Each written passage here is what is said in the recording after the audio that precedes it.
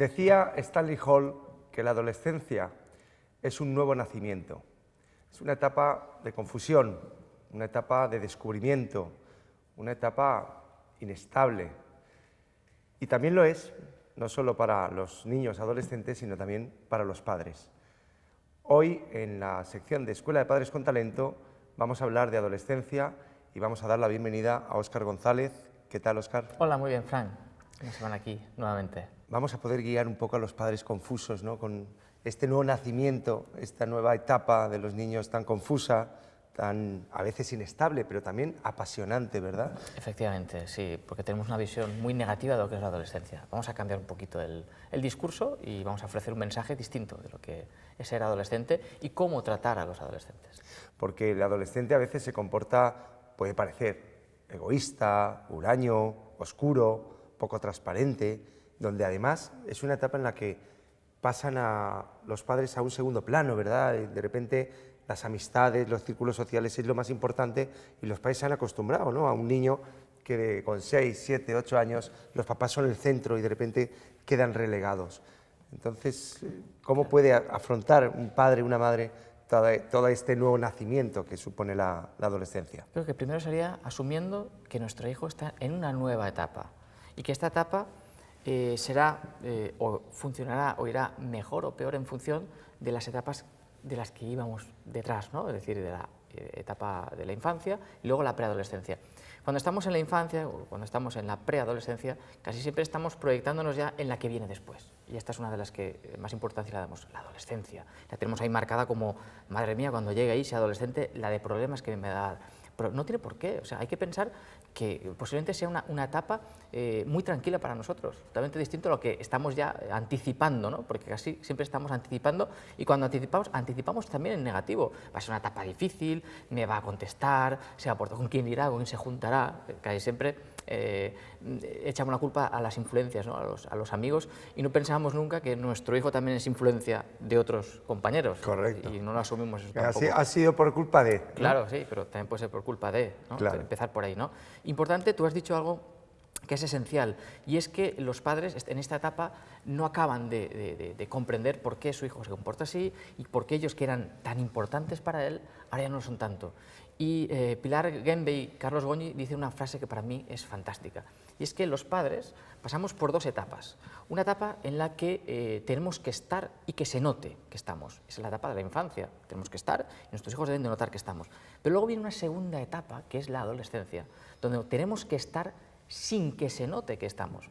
Pero nosotros, el perder ese primer plano en el que estamos nosotros y perdiendo ese control que tenemos sobre ellos, el que nos hacen caso, fíjate, no nos cuestionan nada. Queremos hijos que tengan espíritu crítico y que nos cuestionen cosas y que cuestionen las cosas, pero cuando a nosotros nos cuestionan lo que les decimos, nos molesta. Entonces tenemos que ser coherentes. Si quieres que tenga espíritu crítico, has de pensar que a ti también te va a cuestionar cosas que hace 4 días no te las cuestionaba. Creía a pie juntillas, Efectivamente. pero era un niño, Eso ¿no? es. Porque en eso consiste la adolescencia, es una etapa de cambio y por tanto en ese cambio conlleva, es el paso previo, digamos, a la madurez, al adulto y por tanto, evidentemente, pues empieza a tener un pensamiento más independiente, ¿verdad? Claro, pero por eso es tan difícil de tratar al adolescente, porque está un poco en el limbo, ¿no? No podemos encajarlo como un niño, pero tampoco como un adulto. Pero al mismo tiempo nos necesita. Él puede decir que es que paso de mis padres y tal, pero en el fondo él le está demandando esa atención, el que le digamos y sobre todo que le valoremos. Importantísimo.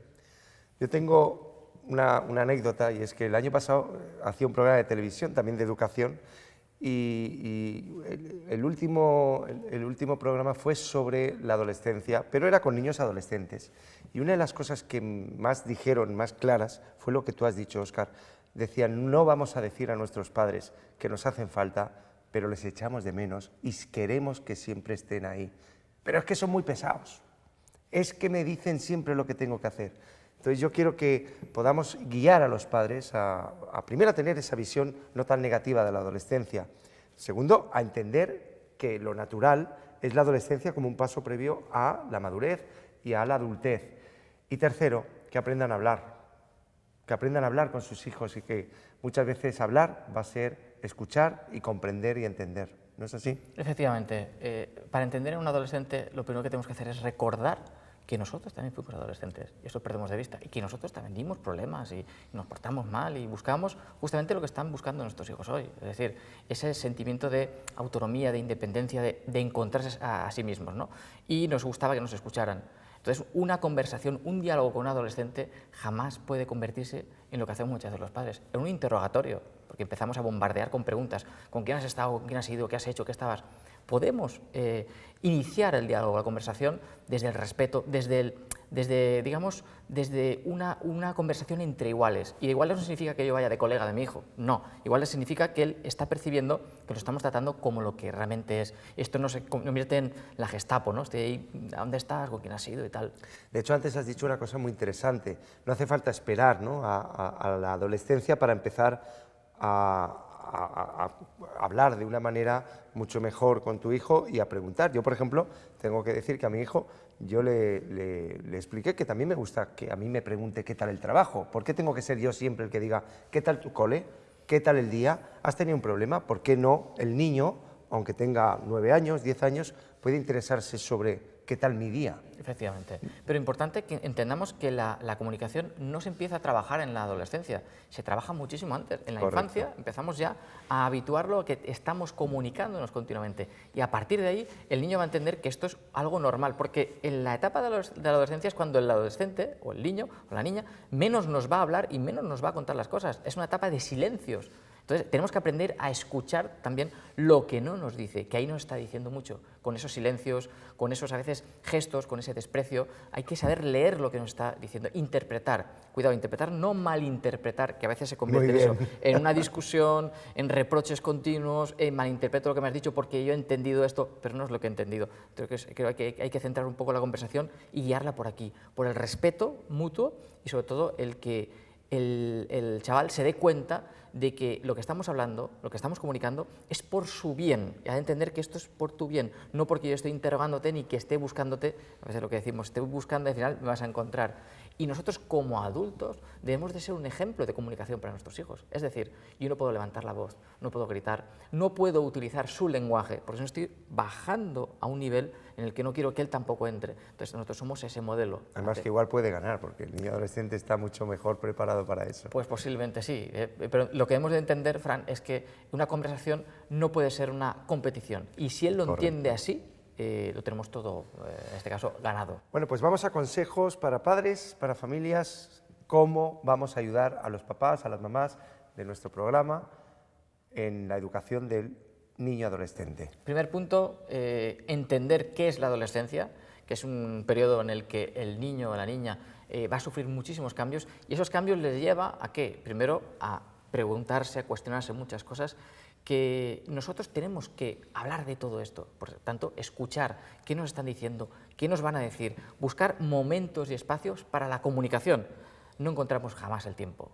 Es que ahora no tengo tiempo, es que ahora no te puedo atender. Entonces, si en la infancia, que es esa etapa tan maravillosa, nosotros no hemos sabido escucharle, no hemos sabido atenderle cuando realmente lo necesitaba, no esperemos que después en la adolescencia él nos escuche a nosotros y nos cuente las cosas, porque no lo hemos habituado a que nos cuente. Entonces, claro, problemas como el acoso escolar, problemas como todo lo que surge en estas etapas, se nos va a perder, pero porque no estamos habituados a esa comunicación fluida. Busquemos momentos, espacios, tiempos para comunicarnos con ellos. Importantísimo. Y además hay que escuchar y tampoco, como has dicho antes, precondicionar de que todo va a ser fatal y todo negativo.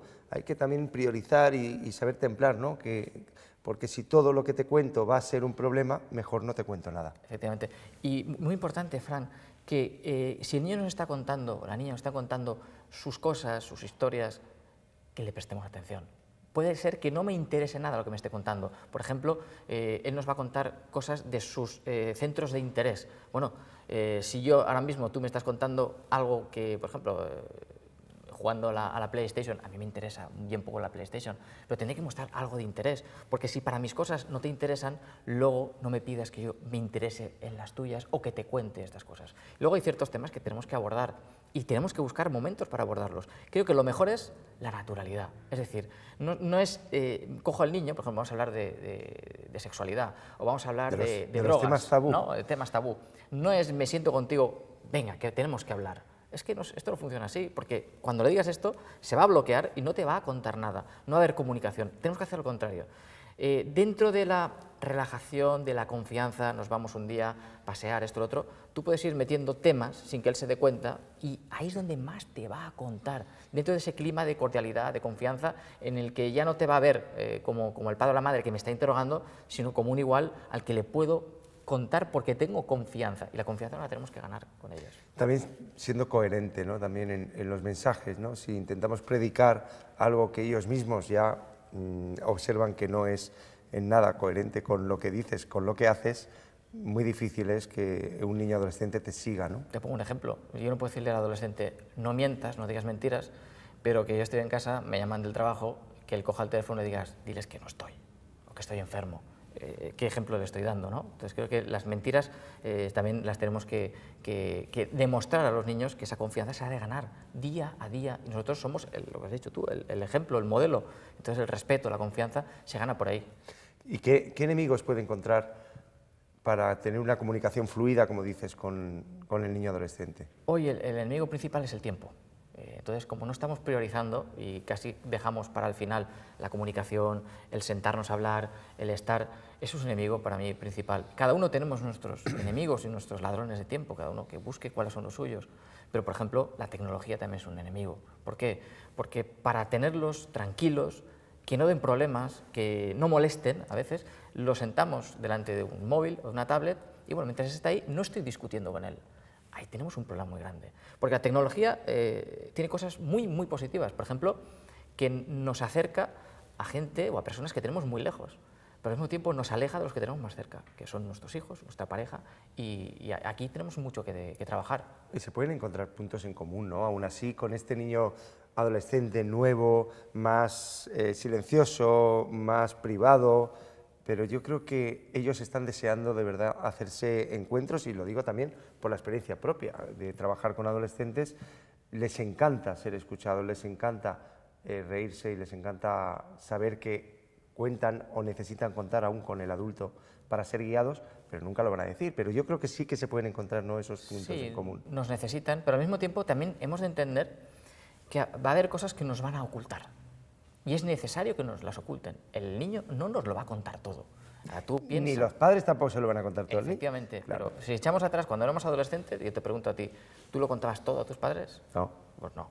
Pues lo mismo les va a pasar a ellos. No te lo van a contar. Espero que no vean el programa. No, exacto. Pero es así, ¿no?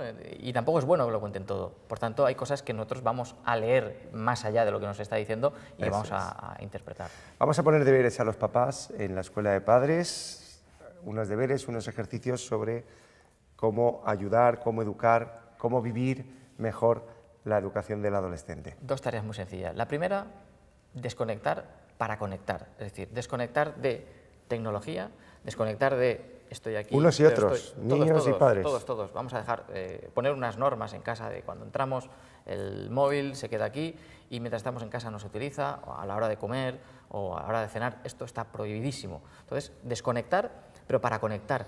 Que el diálogo, la conversación surja, por ejemplo, cuando estamos cenando, comiendo en la mesa, poder compartir, incluso si estamos viendo la televisión, que dicen, no, hay que ver la televisión, nos puede servir la televisión, por ejemplo, para sacar ciertos temas de conversación, temas de actualidad, sobre esos temas tabú, política, acoso escolar, eso hay que abordarlo. ¿En qué momento? Si no, ¿quién va a educar a nuestros hijos en esto? ¿Van a buscarlo en Google?